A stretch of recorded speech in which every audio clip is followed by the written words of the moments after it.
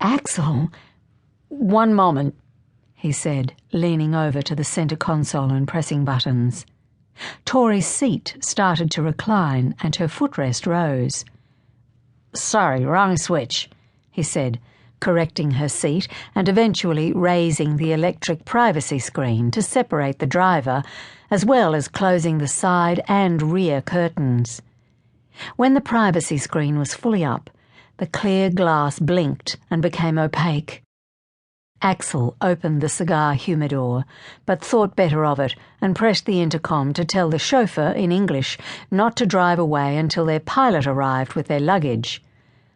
Yes, sir, he replied, also in English. Axel switched off the intercom. Tori, there's quite a storm brewing. She knew he didn't mean the weather and thought about mentioning what Frank had told her, but held her tongue. And it seems you are smacking its eye because your doctorate algorithms contain a flaw. That's not possible. Tori, half to 2/3 of the world's major nuclear plants, as you know, have installed core protection and rod control systems with your model integrated into their brain. But my work was supervised by leading experts, and after I open-sourced it, it was peer-reviewed to death. And then after that, it passed every regulatory check you could think of. In Europe, the US, true. But everyone seems to be ignoring all that. The instant problem is that He pulled his sleeve back and looked at his watch. In about 36 hours, all US nuclear power plants will be placed on shutdown alert if they haven't... Because of my work?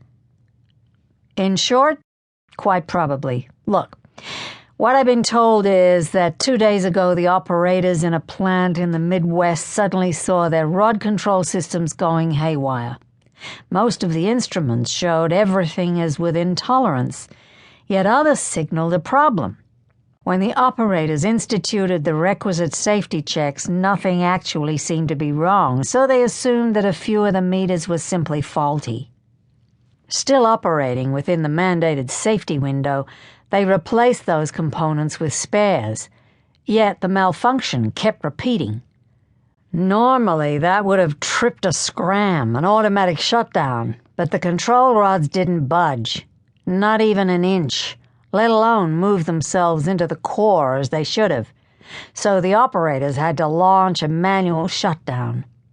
The long and the short of their analysis so far is that there are 3 possibilities for what caused this, and your model is the favorite. Suddenly? And after all these years? I'm told that the Nuclear Regulatory Commission is contemplating a directive mandating that all U.S. plants that are fitted out with these components immediately replace them, pending an investigation. The only thing holding them back is the little problem that the spares didn't work either. The NRC's not willing to risk plants running blind, so the worry is that if the only safe solution is installing completely new rod control systems, well, that could take weeks, maybe months.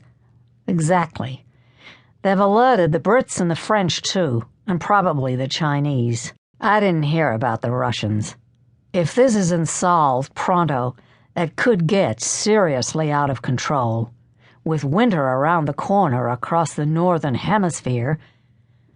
Axel ran his hand back over his scalp and briefly closed his eyes. Tori had seen this maneuver with her old boss. It was like a tell in a poker game, and both times it had meant bad news was going to get worse. Tori, there's talk they might have to go even further, ordering full shutdowns of all plants operating with control systems that are based on your model. Hell! It'll be a lot colder than hell for a lot of people if they do that, said Axel. But you're right, it will get very hot for you. What do you... Tori, like it or not, this is the situation. A certain Dr. Tori Swyft has suddenly become the NRC's most wanted person to speak to.